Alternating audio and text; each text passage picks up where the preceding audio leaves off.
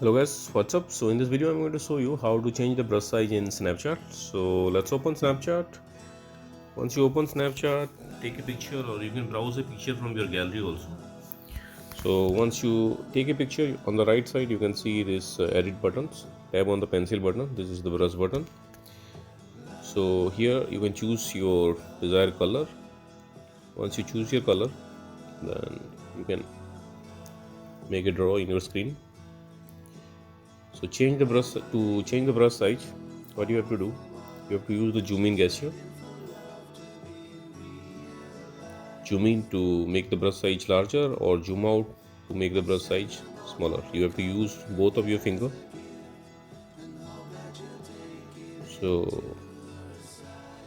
as you can see, zoom in to make the brush size larger and zoom out to make the brush size smaller.